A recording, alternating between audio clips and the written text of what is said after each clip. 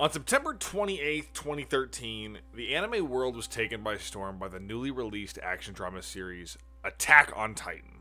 The story of a boy named Eren Jaeger fighting to protect the last bastion of humanity after his mother was tragically eaten by one of the Titans. Attack on Titan released a commercial success, with the majority of fans being intrigued by its world, drawn in by the incredible art, the designs of the characters, and the Titans themselves. There's these questions of intrigue and a mystery from where the Titans come from, how civilization even got to this point, all building to the culmination of over 10 years of hard work to put forth the finale. Now, from this point on, I'm going to be focusing on heavy spoilers, so if you haven't seen all of Attack on Titan, Neon Genesis Evangelion, maybe Fullmetal Alchemist, and even a little bit of Breaking Bad, if you haven't seen those shows, I'm going to be spoiling some things. So from this point out, know that. Now, without further ado, let's get into it. The end of Attack on Titan brings forth an event titled The Rumbling, an act of rebirth for the world by annihilating at least 80% of the world populi in an act of defiance against the people that wanted to wipe the island of Paradise off the map. It's a horrifying display of power with the Titans, as well as being a climactic end to a show centered around these people and these walls. The most crucial character in all of this, that everyone talked about, with me at least after, was Eren Jaeger. Member of the Survey Corps, owner of the attack and the founding Titan, and the boy who caused the rumbling in the first place, there is a lot of controversy to his choices. But there was a common question that I kept getting asked. It was always bubbling up in conversation, and it was always about him. Was Eren right in his choice? Was Eren justified in bringing forth the rumbling? Is it wrong of him to wipe out the people that wanted to wipe him out and everybody else that he knew? My answer to all of this is, well, it's just not that black and white. It's not as simple as he's right or he was wrong. And when I watched Attack on Titan, it didn't...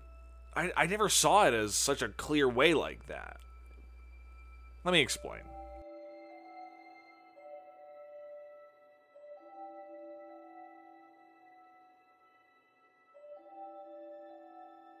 Now, with the concept of the rumbling comes the moral dilemmas that are brought forth with such a world-changing event, right? With such a drastic amount of power at somebody's fingers, how do we decide who gets to live, who gets to die, and who decides even if we get to bring forth the rumbling in the first place? We see this struggle in other animes with a world-ending event near the end of the story, whether it be the failure of the homunculus in Fullmetal Alchemist Brotherhood, or the successful third impact that goes through, sort of, by the choice of Shinji in the end of Evangelion. Both of these have an event very similar to the rumbling, which the showrunners from Attack on Titan probably got influence from. For the sake of saving time, I'm going to call these events end-alls, since the primary goal of many of them is to end it all, and a literal sense of it usually ending the show as well.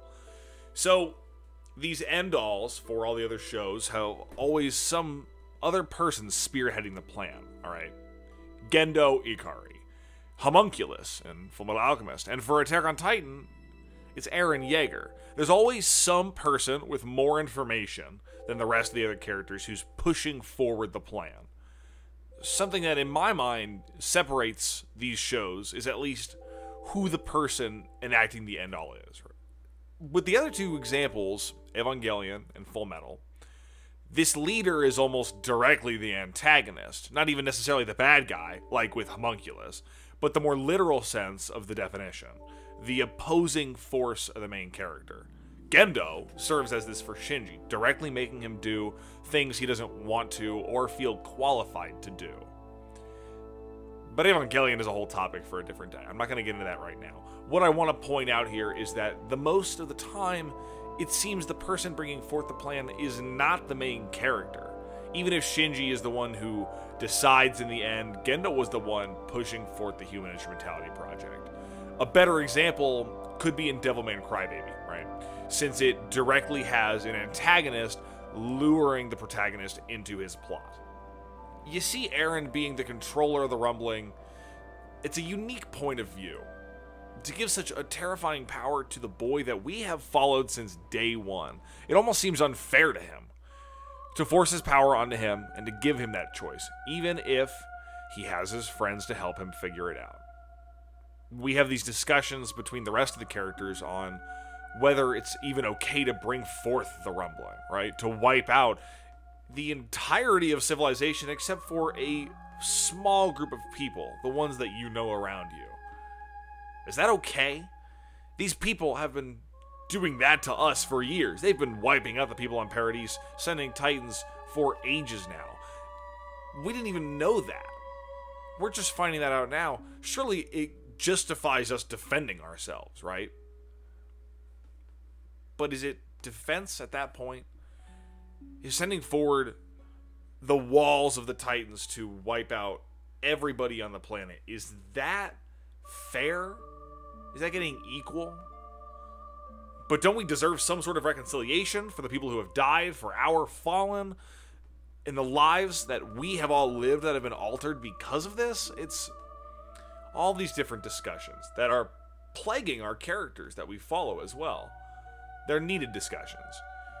They help them realize that the entire plot, the story, revenge is a dangerous game. And that even if there is some justification within it, something on that scale, that can't be forgiven. It can't be forgotten. And it may even start just a new cycle of revenge that comes forward and goes back and forth and follows us into the future. Now, even with all of this, and all of the main characters agreeing on that, Eren goes forth with it. He enacts the rumbling, and he wipes out 80% of all life on the planet. By his own will. At least, what little choice he might have had.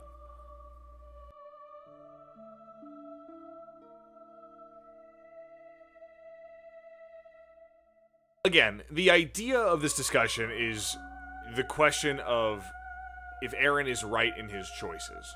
I finished the series a little later than some of my friends, and when I did, of course, we all talked about the ending. And one of the common themes that kept coming up was, are you on Eren's side? Like, you get why he did it, though, right? Like, you understand? Like, you get his point of view? And this entire question, it never really made sense to me. Even asking me if he's justified in his actions is a tough question to answer because I don't really believe Eren had that much choice. It's not that he's justified in his actions. It's that Eren had to perform these actions. He had no other way around it. If he did try doing anything different, it wouldn't have resulted in the conclusion he wanted. Okay, now, let's talk about this. There's a moment, right at the end of the series, where Eren finally gets to have a real conversation with Armin about everything going on, with the powers, the rumbling, Ymir, the founding titan, etc., etc., etc., etc., etc., etc. Because this is a crazy anime. It's a dramatic, very emotionally packed finale that brought a lot of us to tears, and that's why I'm alright with the question being asked, because the answer is so far into the show with this, literally at the end of the show. But this is what Eren says.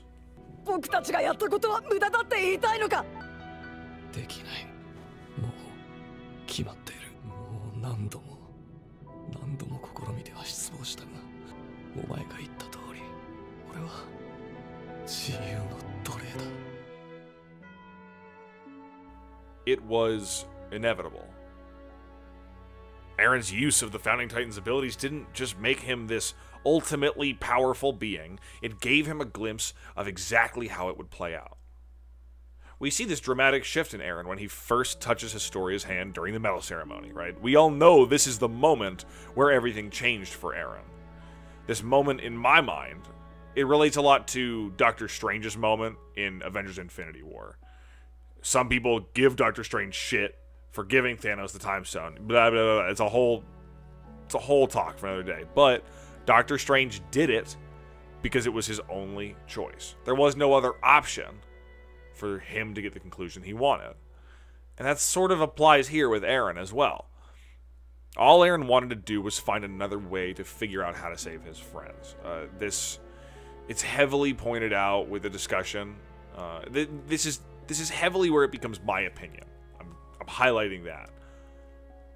But whenever I saw this, Eren's primary goal was this the entire time: to defend his friends and to protect his friends.